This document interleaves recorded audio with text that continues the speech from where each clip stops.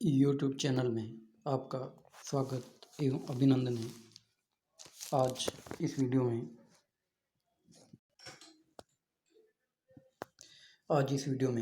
व्यापार एवं व्यापार को जो प्रभावित करने वाले जो कारक हैं उन कारकों के बारे में अध्ययन करेंगे।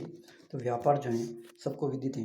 व्यापार वर्तमान समय में किसी भी अर्थव्यवस्था को बहुत ही प्रभावित करता है, क्योंकि आज कोई भी देश ऐसा नहीं है जो अपने वस्तुओं यानी संपूर्ण जो आवश्यकता की जो वस्तुएं या सेवाएं जो हैं उन सेवाओं या वस्तुओं को वह स्वयं उत्पादित कर सकता है। अतः व्यापार का वर्तमान में बहुत ही ज़्यादा महत्व है, क्योंकि उपभोक्ता वस्तुओं से लेकर के रक्षा या अन्य उपयोगी वस्तुओं को वह या तो निर्यात करता है या फिर उनका वो आयात करता है। यानी जो मुद्रा जो है उस मुद्रा के निर्माण के या मुद्रा की अवस्थिति के बाद में या मुद्रा जैसे ही अस्तित्व में आई है मानव जीवन में, तब से ही व्यापार दिन प्रतिदिन बढ़ता ही जा रहा है। पहले मानव जो है आदिकाल में वस्तु यानी जो सेवाएं थी उन या वस्तुएं थी जो उन वस्तुओं को क्या है एक दूसरे को दे करके या स्थानापन्न यानी एक वस्तु से के बदले दूसरी वस्तु यानी वस्तु विनिमय के द्वारा व्यापार करता था। धीरे धीरे जैसे मुद्रा का प्रचलन बढ़ा तो उसके बाद में क्या व्यापार जो है वो उसका महत्वपूर्ण स्थान होता गया है। तो वर्तमान में जो है अधिकांश जो देश हैं और राज्य कहो या गांव को या व्यक्ति को, तो व्यक्ति जो है वो किसी न किसी वस्तुओं या सेवाओं के ऊपर निर्भर करता है। और वो जो सेवाएं हैं स्वयं कोई भी व्यक्ति अपने जो आवश्यकता है उन आवश्यकता की वस्तुओं को वो स्वयं निर्मित नहीं कर सकता है। अतः वो व्यापार के ऊपर निर्भर करता है। और व्यापार जो है वो आज वर्तमान विश्व में अनेक अर्थव्यवस्थाएं हैं, जैसे विकासशील अर्थव्यवस्था, विकसित अर्थव्यवस्था और अल्प विकसित या जिसको अपन अविकसित अर्थव्यवस्था भी कह सकते हैं। तो यानी अनेक अर्थव्यवस्थाएं हैं, उनमें अपनी अपनी दशा या अपनी स्थिति के अनुसार जो देश जो हैं वो व्यापार को संचालित करते हैं। और व्यापार जो है वो अन्य देशों की अर्थव्यवस्था या उनकी नीतियों के द्वारा भी वो प्रभावित होते हैं। तो इसमें अपन देखेंगे व्यापार को जो प्रभावित करने वाले जो महत्वपूर्ण जो कारक हैं, इन कारकों में महत्वपूर्ण जो कारक होते हैं जैसे भौगोलिक कारक, आर्थिक कारक, राजनीतिक कारक और सांस्कृतिक कारक की भी अपनी महत्वपूर्ण भूमिका होती है, जिस कारण से क्या है वो जो व्यापार जो है वो प्रभावित होता है। तो अपन देखेंगे तो सबसे पहले जो है व्यापार को जो प्रभावित करने वाले जो कारक हैं उन कारकों में कौन से कारक हैं। तो सबसे पहले जो है अपन देखेंगे व्यापार क्या है। पहली बात, व्यापार जो होता है यानी वस्तुओं को जो विनिमय जो होता है, और विनिमय में जो है मुद्रा की जो महत्वपूर्ण स्थान रहता है, यानी एक व्यक्ति दूसरे वस्तु से खरीदता है या बेचता है एक दूसरे को। तो यानी वस्तुओं के साधारण विनिमय को व्यापार कहते हैं। ठीक है, यानी अंतर्राष्ट्रीय व्यापार अपन बाद में देखेंगे, पहले व्यापार की बात कर लेते हैं। यानी वस्तुओं के साधारण विनिमय को व्यापार कहते हैं। और व्यापार जो है व्यापार प्राचीन काल में व्यापार वस्तु विनिमय के रूप में ही होता था, लेकिन वर्तमान में मुद्रा का प्रचलन हो गया और व्यापार अपने अवस्थिति के संदर्भ में परिभाषित होता है। एक राष्ट्र विभिन्न प्रदेशों के मध्य एक राष्ट्र या विभिन्न प्रदेशों के मध्य होने वाला व्यापार आंतरिक या अंतर्देशीय व्यापार कहलाता है। जबकि विश्व मानचित्र पर एक राजनीतिक इकाई का दूसरी राजनीतिक इकाई से वस्तुओं व सेवाओं का आदान प्रदान अंतर्राष्ट्रीय व्यापार कहलाता है। ये अपने को ध्यान रखना है, छोटे छोटे प्रश्नों में ये प्रश्न आते रहते हैं जनरली, आपको ध्यान रखना।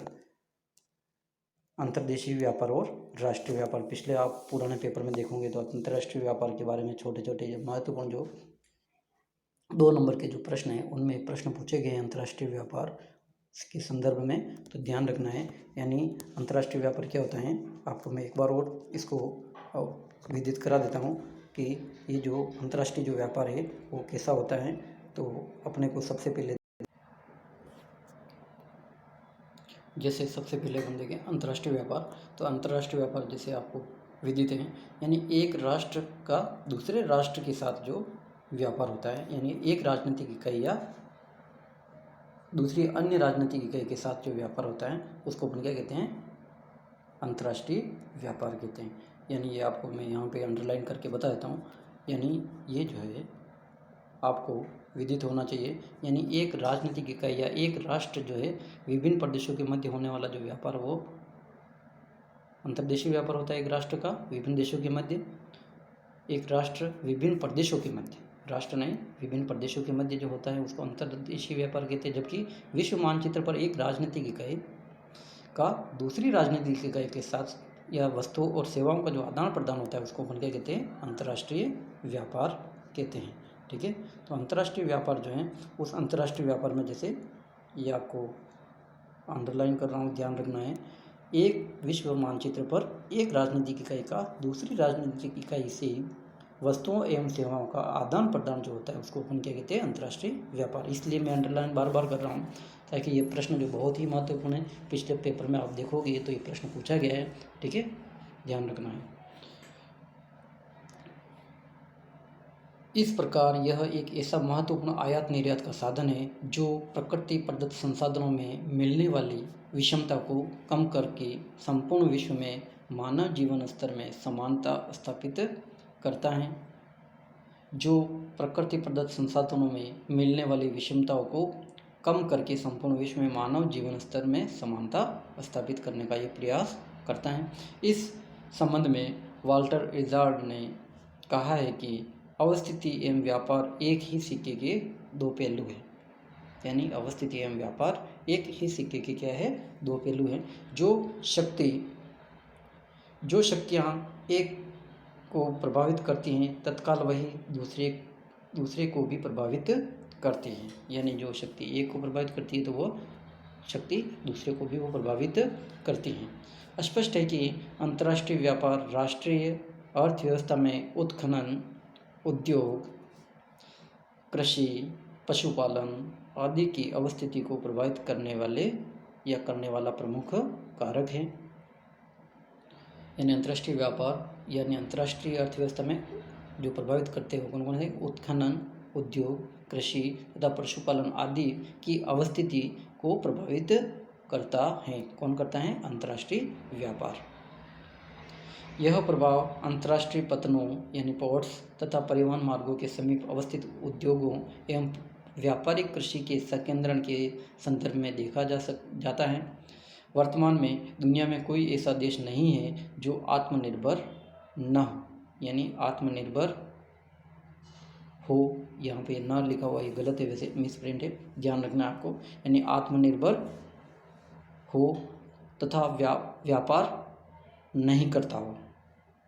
विश्व की 200 से अधिक राजनीतिक इकाइयाँ अंतर्राष्ट्रीय व्यापार में संलग्न है। कितनी, 200 से अधिक जो राजनीतिक इकाई है वो अंतर्राष्ट्रीय व्यापार में यानी वो संलग्न है।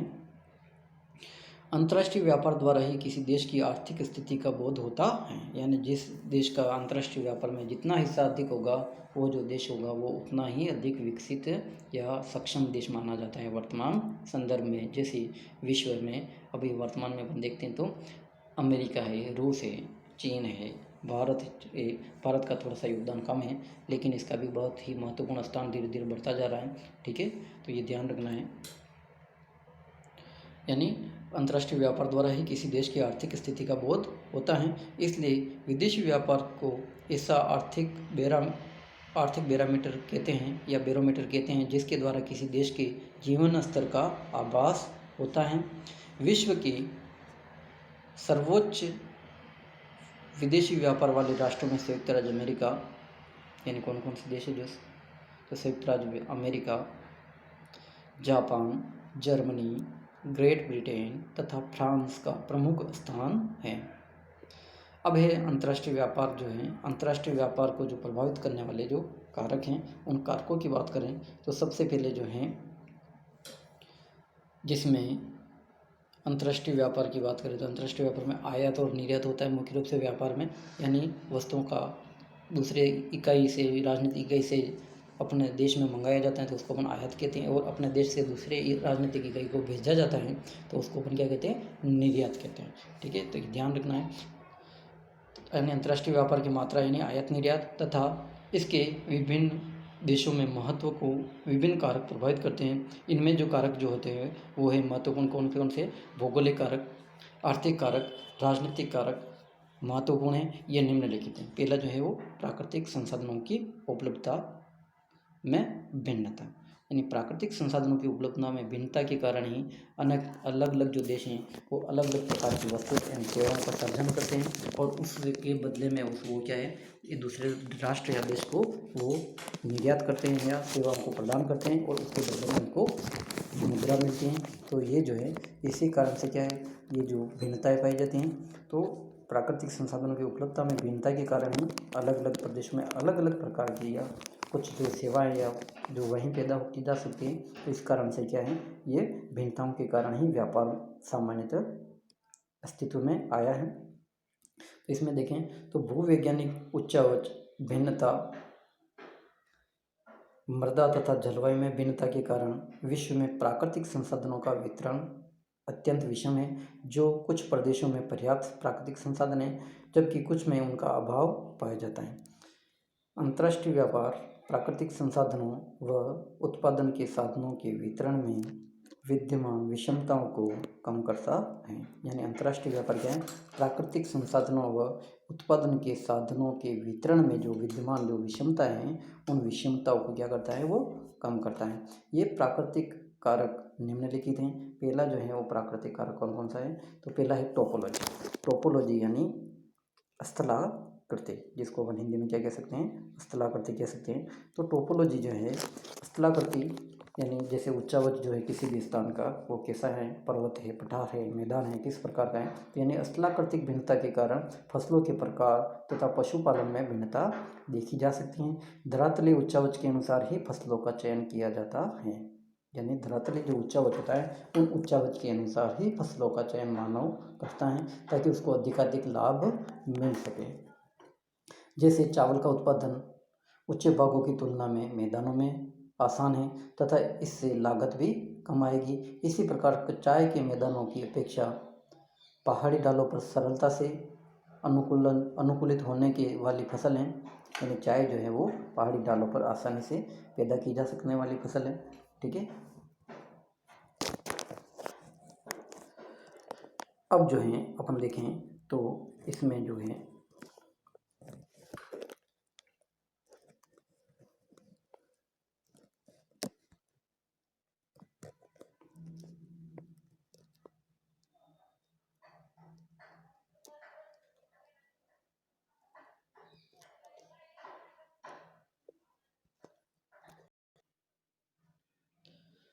यानी चाय जो है वो पहाड़ी जो ढाल हैं उन पहाड़ी ढालों पर सरलता से अनुकूलित होने वाली फसल है। भूसंचलों का अनुकूलन प्रभाव मोड़दार पर्वतों में मिलने वाली खनिजों के रूप में देखा जा सकता है। इस क्रिया के फलस्वरूप ही एंडीज पर्वत में टीन, तांबा, चांदी एवं सोना मिलता है। यानी भूसंचलनों का क्या अनुकूलन प्रभाव मोड़दार पर्वतों में मिलने वाले खनिजों के रूप में देखा जा सकता है। यानी मोड़दार पर्वतों में क्या बहुत सारे खनिज पदार्थ मिलते हैं। तो उसमें क्या एंडीज जो पर्वत हैं उस एंडीज पर्वत में टीन, चांदी, सोना आदि मिलता है। ठीक है, अब जो है दूसरा जो कारक हो जो है कौन सा है, जो व्यापार को प्रभावित करने वाले जो जिसमें है, तो प्राकृतिक कारकों में यानी संसाधनों की उपलब्धता में जो भिन्नता है उसमें के बाद में अपन देखेंगे। यानी जलवायु, तो जलवायु जो है किसी प्रदेश में मिलने वाली वनस्पति जात एवं प्राणी जात यानी फ्लोरा एंड फेना जो है, यानी ये जो है अलग अलग प्रकार की जलवायु में भिन्नता लिए हुए होती हैं। यानी जो वनस्पति एवं प्राणी जगत जो होता है वो वहाँ प्राणी जात के प्रकार वहाँ की जलवायु के अनुसार ही निर्धारित होते हैं। जलवायुवीय दशाओं के अनुसार ही यह निर्धारित होता है कि वहाँ फसल बोई जाएगी तथा कौन सा पशुधन रखा जाएगा। सतही लक्षणों के अनुसार ही महासागरीय जलवायु भी अपना विशेष प्रभाव दर्शाती हैं। उनके उत्पादन तो केवल एक निश्चित जलवायु विशेष से ही संबद्ध होते हैं। जैसे फर यानी शीत प्रदेशों का उत्तम उत्पाद हैं। इसी प्रकार रबर, केला तथा कोको के लिए विशेष उष्णकटिबंधीय दशाओं की आवश्यकता है। यानी केला, रबर और कोको जो हैं उनके लिए क्या कौन सी जलवायु चाहिए? उष्णकटिबंधीय जलवायु चाहिए। किस प्रकार की? यानी केला, रबर और कोको के लिए। ठीक है, तो यानी अलग अलग प्रकार की जो जलवायु होती है उसमें अलग अलग प्रकार की प्राणी जाति हैं, वनस्पति अपने जलवायु की अनुकूलता ही रखते हैं वो। ठीक है, शीतोष्ण प्रदेशों में पशुपालन अधिक लाभदायी है क्योंकि इन पशुओं में मांस एवं दूध उष्णकटिबंधीय क्षेत्रों के पशुओं की तुलना में अधिक मिलता है। यानी शीतोष्ण कटिबंधीय जो प्रदेश हैं उसमें क्या है, इन पशुओं में जो है पशुपालन के लिए वो अधिक लाभदायी है क्योंकि इन पशुओं में क्या है, शीतोष्ण कटिबंधीय प्रदेशों में यानी यहाँ पे मांस और दूध उष्णकटिबंधीय क्षेत्रों की पशुओं की तुलना में क्या होता है, वो अधिक होता है। तीसरा जो कारक है वो जो है खनिज संसाधन, जिसको अपन मिनरल्स कह सकते हैं, मिनरल्स रिसोर्स। यानी विश्व में खनिजों की उपलब्धता भी समान नहीं, यानी प्राकृतिक संसाधनों में असमान जो वितरण है उसमें से तीसरा जो कारक जो है वो क्या है, खनिज संसाधन। तो खनिज संसाधन जो है यानी वो सभी जगह समान रूप से वितरित नहीं है, यानी विश्व में खनिजों की उपलब्धता भी समान नहीं है। आज की आवश्यकता के अनुसार जापान एवं ग्रेट ब्रिटेन में लोहे की उपलब्धता कम है। इसी प्रकार खनिज ईंधनों के वितरण में मिलने वाली विषमता से भी अंतर्राष्ट्रीय व्यापार को प्रभावित ये करते हैं। अब जो है दूसरा जो कारक वो जो है, पहला जो कारक था कौन सा था, प्राकृतिक संसाधनों की उपलब्धता में भिन्नता। इन भिन्नता में पहले अपन ने देख लिया स्थलाकृति, उसके बाद में देख लिया जलवायु के बाद में अपन ने देख लिया खनिज संसाधन। और दूसरा जो मुख्य जो कारक है वो है जनसंख्या, यानी पॉपुलेशन जो है, पॉपुलेशन नहीं होगी तो कुछ भी आर्थिक गतिविधियाँ नहीं हो सकती हैं, क्योंकि आर्थिक गतिविधियों को करने वाला जो तत्व है या जिसको हम फैक्टर्स कह सकते हैं वो क्या है, जनसंख्या ही है। बिना जनसंख्या की कोई भी गतिविधि संचालित नहीं हो सकती हैं। ठीक है, क्योंकि जनसंख्या ही नहीं होगी तो कोई भी आर्थिक गतिविधियाँ वहाँ पे संचालित नहीं होगी। तो विश्व में जो अपन देखेंगे तो जनसंख्या का जो वितरण है वो भी समान रूप से नहीं, तो जनसंख्या का जो आकार है, वितरण है, उनके गुणात्मक पक्ष हैं, उन गुणात्मक पक्षों में भिन्नता के कारण ही व्यापार में भी भिन्नता देखने को मिलती है। तो यानी जनसंख्या का आकार, वितरण, उसका गुणात्मक पक्ष विभिन्न रूपों में व्यापार को प्रभावित करते हैं। विश्व के विभिन्न देशों की संस्कृति एवं कौशल में भिन्नता पाई जाती है। फलस्वरूप लोगों की परंपराएं, अभिन्न योग्यता एवं कला के अनुसार ही विभिन्न देशों के उत्पादों की बनावट, गुणवत्ता में भिन्नता आ जाती हैं। उदाहरणार्थ भारत के कश्मीरी शालों व दुपट्टों तथा पेरिस के कलात्मक स्त्री परिधानों की विश्व स्तर में प्रसिद्धि है। इसी प्रकार चीन के सूक्ष्म पोर्सेलेन, जेड एवं रेशम तथा ब्रश पेंटिंग की विशेषताएं भी काफ़ी लोकप्रिय हैं। ठीक है, यानी जहाँ पे जिस प्रकार की जनसंख्या है, जिस प्रकार के तकनीकी संसाधन है वहाँ पे, और जो अनुकूलता है उसी के अनुरूप वहाँ पे जो है वस्तुएं एवं सेवाओं का सृजन या निर्माण किया जाता है जनसंख्या के द्वारा। ठीक है, तीसरा जो कारक है मुख्य वो है औद्योगिक कारक। अब औद्योगिक कारक की बात करें तो औद्योगिक विकास के स्तर का जो प्रत्यक्ष प्रभाव अंतर्राष्ट्रीय व्यापार पर परिलक्षित होता है, क्योंकि अधिकांश जो वस्तुएं आजकल जो हैं सूक्ष्म स्तर पर बहुत कम निर्मित होती हैं, बड़े बड़े उद्योगों में इसका उत्पादन किया जाता है। तो औद्योगिक विकास जो यानी इंडस्ट्रियल डेवलपमेंट है उसका वर्तमान में व्यापार पर बहुत बड़ा प्रभाव पड़ता है। यानी औद्योगिक विकास के स्तर का प्रत्यक्ष प्रभाव अंतर्राष्ट्रीय व्यापार पर परिलक्षित होता है। सभी देश औद्योगिक दृष्टि से समान रूप से विकसित नहीं है, जिसकी परिपूर्णता अंतर्राष्ट्रीय व्यापार द्वारा पूर्ण होती है। यानी जिसकी परिपूर्णता जो है वो क्या है, अंतर्राष्ट्रीय व्यापार द्वारा ही पूर्ण होती है। संयुक्त राज्य अमेरिका, जापान, फ्रांस, जर्मनी, संयुक्त राज्य अमेरिका, जापान, फ्रांस, जर्मनी आदि देश औद्योगिक दृष्टि से उच्च विकसित देश हैं, ये ध्यान रखना है। ठीक है, जबकि भारत व पाकिस्तान जैसे देश इस दृष्टि से प्रगतिशील हैं। इस अंतर का प्रभाव व्यापार पर पड़ता है। अविकसित देशों से कच्चा माल, यानी अधिकांश क्या होता है, अविकसित देशों से कच्चा माल मंगा कर निर्मित माल भेजा जाता है, जो विकसित जो देश होते हैं वो निर्मित करके। यानी औद्योगिक क्रांति का प्रारंभ सर्वप्रथम कहाँ हुआ, ये ध्यान रखना आपको, इंग्लैंड पे पिछले आपने देखा है वीडियो में। ठीक है, धीरे धीरे इसका विकेंद्रीकरण यूरोप एवं अन्य उत्तरी अमेरिका में हुआ। यह व्यापार द्वारा ही संभव हुआ, अन्यथा ये उद्योग कुछ केंद्रों में ही संकेंद्रित रहते हैं। यानी ये अंतर्राष्ट्रीय व्यापार नहीं होता तो यानी औद्योगिक क्रांति जो है उसका जो वस्तुएं जो ज़्यादा मात्रा में उन उद्योगों में सर्जित होती हैं, उन वस्तुओं को खरीदने के लिए वहाँ पे जो है उपभोक्ता नहीं होंगे।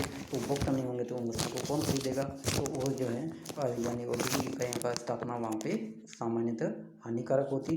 इसलिए क्या है, वर्तमान में जो अंतर्राष्ट्रीय व्यापार के कारण ही औद्योगिक जो विकास है उसमें तीव्र प्रगति देखने को मिल रही है। द्वीप देश का विकेंद्रीकरण यूरोप एवं यहाँ पे हो गया। अब जो है अपन देखेंगे सरकारी नीतियाँ। सरकारी की नीतियों की बात करें तो सरकारी नीतियाँ भी व्यापार को प्रभावित करती हैं। तो सरकारी जो नीतियाँ हैं, गवर्नमेंट पॉलिसी, सरकारी नीतियाँ भी अंतर्राष्ट्रीय व्यापार को नियंत्रित करती हैं। इसमें परिवर्तन का व्यापार पर प्रभाव पड़ता है, यानी इसमें परिवर्तन होता है तो व्यापार पर भी इसका प्रभाव प्रत्यक्ष और अप्रत्यक्ष रूप से पड़ता है। व्यापार में विनिमय पर यानी जो प्रभाव पड़ता है उसमें कैसे देख सकते हो, यानी वस्तुओं के विनिमय पर लगाई जाने वाली प्रशुल्क की दरें यानी टेरिफ रेट्स, यानी जो जिसको अपन क्या कह सकते हैं, शुल्क या कर जिसको अपन कहें, टेरिफ रेट्स व कर यानी टैक्सेस व्यापार को नियंत्रित करते हैं। यानी भुगतान संतुलन के प्रतिकूल रहने एवं आर्थिक मंदी यानी इकोनॉमिक डिप्रेशन के दौरान संपूर्ण व्यापार व्यवस्था पर प्रतिकूल प्रभाव पड़ता है। कभी कभी कोई सरकार किसी उद्योग विशेष को बढ़ाने के लिए आर्थिक छूट तथा कर अवकाश जैसी नीतियाँ घोषित करती हैं। सन 93 में भारत में विदेशी पूंजी निवेश को बढ़ावा देने के लिए आम बजट में कर अवकाश यानी टैक्स हॉलिडे की घोषणा की थी। विगत वर्षों में व्यापार समूहों द्वारा व्यापार की दिशा को काफ़ी परिवर्तित किया गया है। 1957 में स्थापना के बाद से यूरोपीय आर्थिक समुदाय यानी EEC की इस बारे में महत्वपूर्ण भूमिका रही है। इसी अनुसार व्यापार से संबंधित विश्वव्यापी संगठन भी अंतर्राष्ट्रीय व्यापार को नियंत्रित करते हैं, जैसे WHO है, UNO है, ठीक है, WTO है। तो ये जो हैं व्यापार को अंतर्राष्ट्रीय स्तर पर प्रभावित करते हैं। 1947 के जिनेवा सम्मेलन के उपरांत अस्तित्व में आए गेट, यानी 47 के बाद में जो है गेट का जो अस्तित्व हुआ, यानी गेट की भी विश्व व्यापार में प्रभावी भूमिका रही है। पांचवा जो कारक है वो है परिवहन। अब परिवहन के जो साधन ही नहीं होंगे तो वस्तुओं एवं सेवाओं को एक स्थान से दूसरे स्थान पर पहुंचाने का कार्य कैसे संभव होगा? तो यानी परिवहन के जो साधन है वो भी व्यापार को प्रत्यक्ष और अप्रत्यक्ष रूप दोनों ही रूपों में वो क्या प्रभावित करते हैं। यानी प्राचीन काल में परिवहन व्यापार को नियंत्रित करने वाला प्रमुख कारक रहा है, प्राचीन काल से ही, ठीक है, जिसके अभाव में व्यापार केवल राष्ट्रीय सीमाओं तक ही सीमित रहा। समय के साथ परिवहन सुविधाओं में सुधार हुआ तथा परिवहन तंत्र के प्रसार के कारण अंतर्राष्ट्रीय व्यापार विश्वव्यापी रूप स्थापित कर सका। प्राचीन काल का प्रभाव व्यापारिक वस्तुओं की मात्रा गुणवत्ता पर प्रभाव पड़ता है। कैलिफोर्निया की ट्रक फार्मिंग, यानी कैलिफोर्निया में जो है सब्जी यानी ट्रक फार्मिंग कृषि बहुत ज़्यादा मात्रा में की जाती है, ठीक है। तो उनको क्या शीघ्र यातायात व्यवस्था के द्वारा क्या है अन्य स्थानों पर आसानी से कम समय में आसानी से पहुँचाई जा सकती हैं यानी जाती हैं। ट्रक फार्मिंग यातायात व्यवस्था के कारण ही वहाँ की ट्रक फार्मिंग के उत्पाद संबद्ध बाजारों तक पहुँच जाते हैं। इस प्रकार शीघ्र खराब होने वाली वस्तुओं के लिए त्वरित यातायात की आवश्यकता होती है। छठा जो कारक है वो है व्यापारिक संगठन एवं समझौते। वर्तमान में ये बहुत ही महत्वपूर्ण स्थान रखते हैं। जैसे एक देश दूसरे देश को व्यापार करने की अनुमति देता है या नहीं देता है, यानी एक देश दूसरे देश की वस्तुओं को खरीदता है या निर्यात करने में अपनी यानी सहमति देता है या आयात करने में अपनी सहमति देता है, टैक्स या कर कितना लगाता है उसके ऊपर भी ये व्यापार प्रभावित होता है। यानी व्यापारिक जो संगठन है और वर्तमान में अपन देख ही रहे हैं तो कई जो देश हैं वो एक दूसरे की वस्तुओं को जो पर प्रतिबंध भी लगा रहे हैं। जैसे अमेरिका जो चाइना का जो विश्व स्तर पे अपन देख रहे हैं, यानी अमेरिका जो है चाइना की जो वस्तुओं को यानी प्रतिबंधित कर रहा है और उनकी जो सेवाएं माल को कम खरीद रहा है या नहीं के बराबर खरीद रहा है। इसी प्रकार भारत में भी जो है चीन की जो वस्तुएं हैं उनके ऊपर प्रतिबंध लगाया गया है। और वर्तमान में जो परिप्रेक्ष्य जो आर्थिक समय अनुकूल जो है उसको ध्यान में रखते हुए यानी राजनीतिक कारणों के से तो यानी ये भी जो है समझौते जो होते हैं व्यापारिक संगठन समझौते ये भी व्यापार को प्रभावित करते हैं, ठीक है। तो विभिन्न भौगोलिक सामाजिक आर्थिक कारकों के अतिरिक्त व्यापारिक संगठन एवं समझौते की अंतर्राष्ट्रीय व्यापार में प्रभावी भूमिका रहे हैं। इन्होंने विगत शताब्दी में विश्व व्यापार की दिशा निर्धारित करने में महत्वपूर्ण भूमिका या योगदान दिया है। इन संगठनों द्वारा वस्तुओं के आदान प्रदान की मात्रा, विनिमय की दरें, मूल्य, भुगतान की शर्तें और व्यापारिक ब्याज दरें निर्धारित की हैं। इस प्रकार के प्रमुख संगठन जो हैं वो अग्रलिखित है, अपन आगे इसके वीडियो में देखेंगे। धन्यवाद। इस वो PDF आपको भेज दिया गया है, आप इसको अच्छे से अपने नोटबुक में उतार लेवें और नोट्स जरूर बनावें और इसका समय समय पर अध्ययन करते रहें। धन्यवाद।